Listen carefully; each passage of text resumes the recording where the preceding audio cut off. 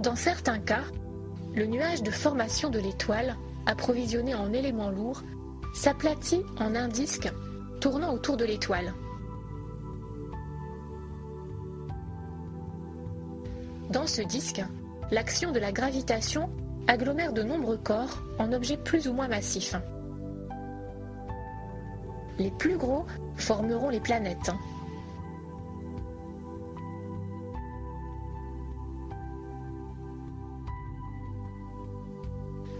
L'ensemble de l'étoile et de son cortège de corps en orbite autour d'elle constitue un système planétaire. Nous sommes sur Terre dans un système planétaire particulier, tournant autour de notre étoile, le Soleil. Les petites planètes solides sont à moins de 500 millions de kilomètres du Soleil.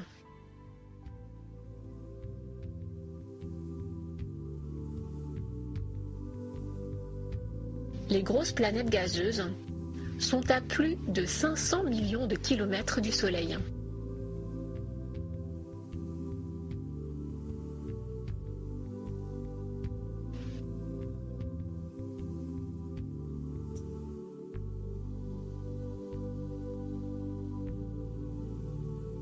Elles tournent toutes autour du Soleil, d'autant plus vite qu'elles en sont plus proches. De plus, elles tournent sur elles-mêmes. La Terre, de rayon un peu inférieur à 6400 km, fait un tour complet autour du Soleil en un peu plus de 365 jours, et un tour complet sur elle-même en un jour à peu près.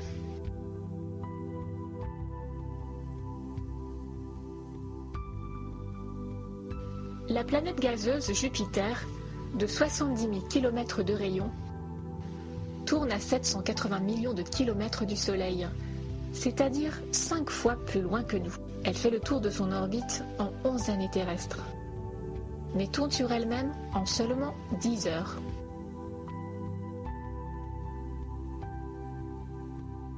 Jupiter pourrait contenir 1300 fois la Terre.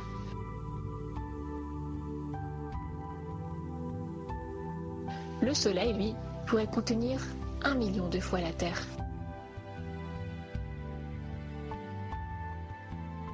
Sur cette représentation, ne tenant pas compte des distances, on peut comparer les tailles des planètes et du Soleil.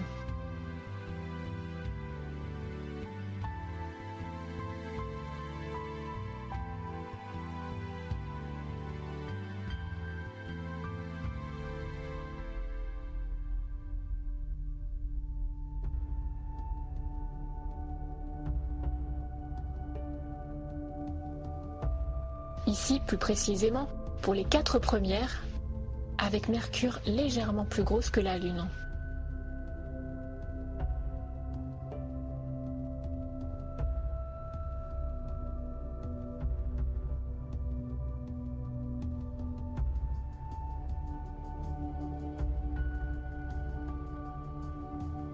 Voici les grosses planètes gazeuses comparées à la Terre.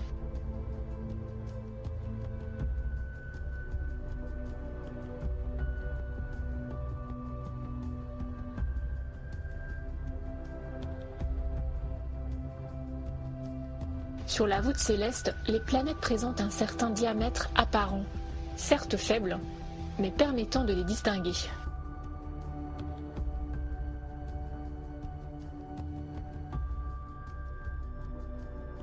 Une simple paire de jumelles sur un pied, pour éviter les vibrations, permet de très bien distinguer Jupiter, accompagné de ses 4 principaux satellites.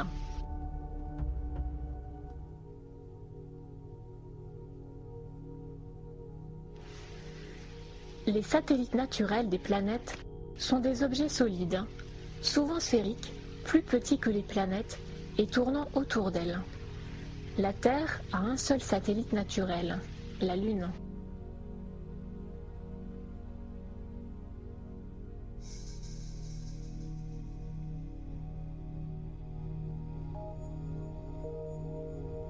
C'est Galilée, au XVIIe siècle, qui met en évidence le phénomène orbital en observant pour la première fois Jupiter et ses 4 principaux satellites.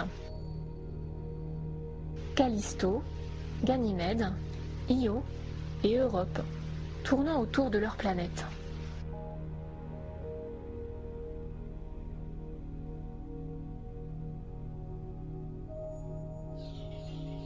Io est de la taille de la Lune.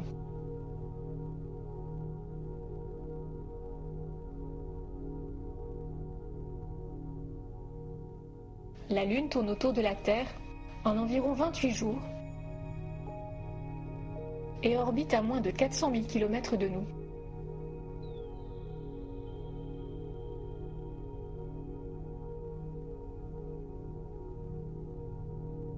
Mais autour de nous tournent aussi de nombreux satellites envoyés par nos fusées. Ce sont des satellites artificiels, par exemple de communication, d'imagerie astronomique, de géolocalisation, militaire ou civile. Nous voyons ici le flash produit par les antennes d'un satellite Iridium, reflétant durant quelques secondes la lumière du Soleil dans le ciel nocturne. La Station spatiale internationale, à environ 360 km d'altitude, fait à 28 000 km/h un tour complet autour de la Terre en un peu plus d'1 heure et demie. On peut souvent l'apercevoir traverser lentement le ciel à l'aube ou au crépuscule.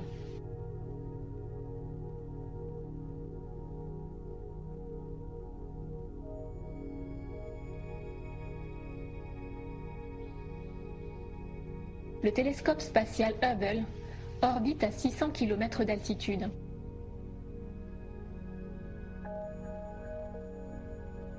Il doit continuer à nous fournir ces images de l'univers jusqu'en 2020.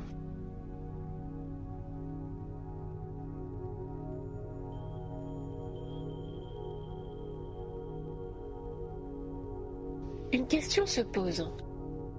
Sachant que d'après la loi de gravitation, les corps s'attirent mutuellement, pourquoi la Lune et les satellites artificiels ne tombent pas sur la Terre? Pourquoi le petit objet, par exemple la Terre, attiré par le gros, par exemple le Soleil, ne tombe-t-il pas sur lui?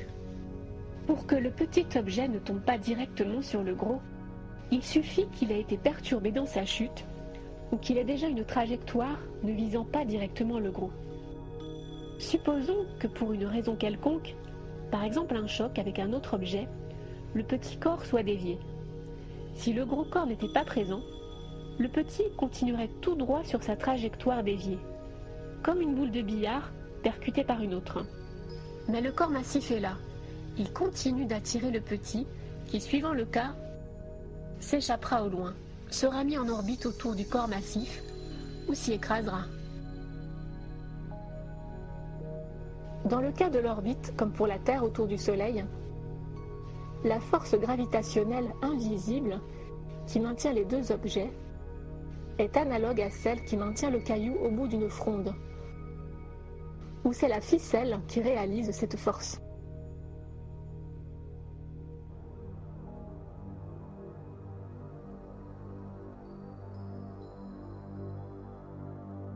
On voit au passage que des conditions s'imposent pour qu'une fusée place un satellite artificiel en orbite. Il lui faut au moment de sa libération une vitesse et une direction bien déterminées, calculées par les concepteurs de la fusée.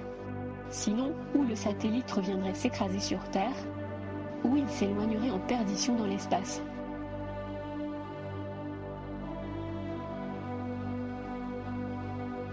L'orbite gravitationnelle fermée d'un corps autour d'un autre est une ellipse. Les jardiniers tracent très simplement une ellipse pour délimiter un massif ovale. Ils enfoncent 2 piquets dans le sol et utilisent un bâton traceur qui maintient tendue une ficelle fermée, en faisant passer cette ficelle par les 2 piquets. La courbe tracée, une ellipse, est une courbe classique de la géométrie, où les 2 points représentatifs des piquets sont appelés les foyers de l'ellipse. Reprenant le cas d'un petit corps tournant autour d'un corps massif, celui-ci décrit une ellipse dont le corps massif occupe l'un des deux foyers. Toutes les planètes du système solaire décrivent ainsi des ellipses autour du Soleil dont il occupe un foyer.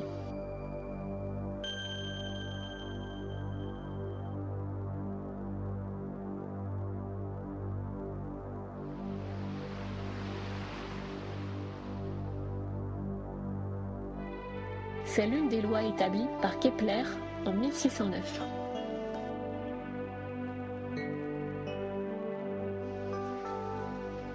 Mais pour la plupart des orbites des planètes, cette ellipse est presque un cercle, c'est-à-dire une ellipse dont les deux foyers sont confondus. Comme si le jardinier avait planté ses deux piquets au même endroit.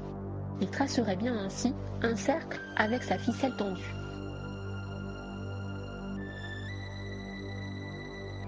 Il en est de même pour la Lune et les satellites artificiels terrestres, qui ont une trajectoire quasi circulaire autour de la Terre. Accompagnant le balai des planètes du système solaire, un grand nombre d'astéroïdes tournent aussi autour du Soleil. Ce sont des sortes de blocs métalliques et rocheux, plus ou moins gros, d'une dizaine de mètres, jusqu'à plusieurs centaines de kilomètres.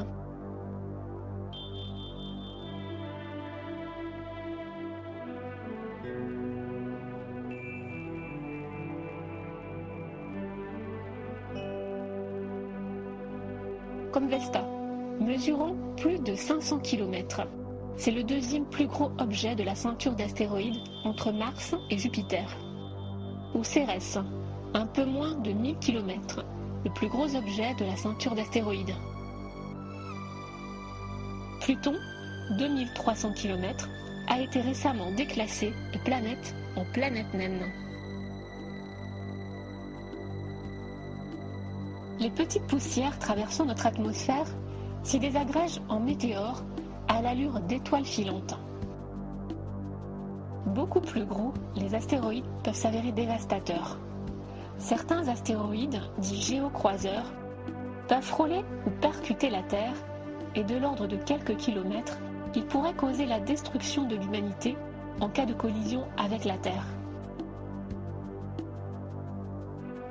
Des blocs de glace et de poussière provenant de bien au-delà de Neptune se subliment en passant à proximité du Soleil pour former ces spectaculaires panaches dans le ciel nocturne. Ce sont les comètes.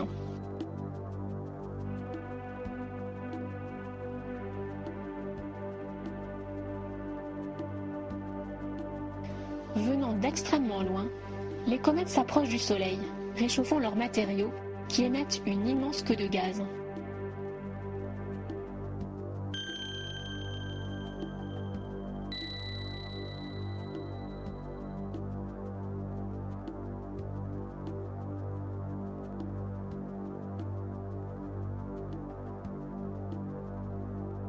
Puis s'éloignent de nouveau en se refroidissant.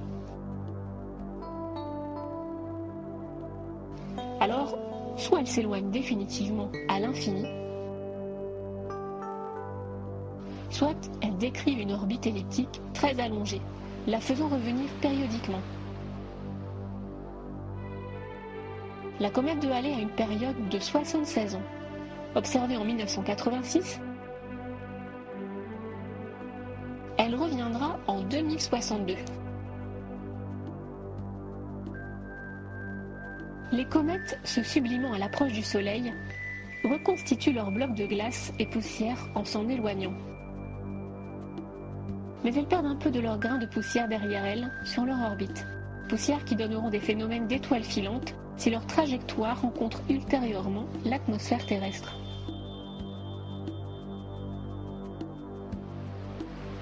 C'est ce qui se produit chaque année, au début du mois d'août, avec cet essaim d'étoiles filantes appelées les Perséides, dont le maximum, vers le 12 août, a les honneurs des médias.